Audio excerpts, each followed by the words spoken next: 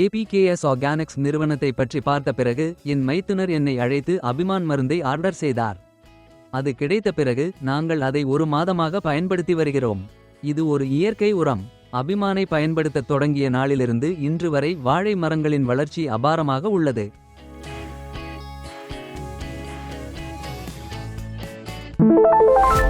என் பெயர் கிருஷ்ண சைத்தன்யா.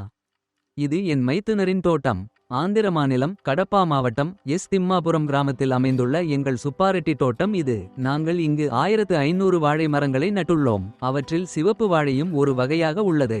உண்மையில் நாங்கள் நடவு செய்த நாளிலிருந்து குறிப்பிடத்தக்க வளர்ச்சி எதுவும் இல்லை.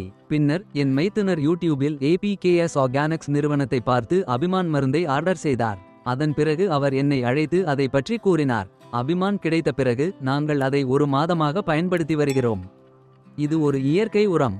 அபிமானை பயன்படுத்தத் தொடங்கிய நாளிலிருந்து இன்று வரை வாழை மரங்களின் வளர்ச்சி மிகவும் சிறப்பாக உள்ளது. எங்களுக்கு அபிமான் மிகவும் பிடித்திருக்கிறது. நான் இதை சொட்டுநீர் பாசன முறையின் மூலம் பயன்படுத்தினேன். இந்த 1500 வாழை மரங்களில் சுமார் 1400 வாழை மரங்கள் அபிமான் பயன்படுத்திய பிறகு சிறந்த நிலைக்கு வந்துள்ளன என்று நான் நம்புகிறேன். ஏபிகேஎஸ் ஆர்கானிக்ஸ் நிறுவனத்தின் அபிமான் எனக்கு மிகவும் பிடித்திருக்கிறது. அதனால்தான் நானும் இதை பற்றி மற்றவர்களிடம் கூறுகிறேன். ஏனெனில் அபிமான் பயன்படுத்திய பிறகு என் வாழை மரங்கள் மிகவும் ஆரோக்கியமாகவும் செழிப்பாகவும் வளர்ந்து வருகின்றன. நன்றி.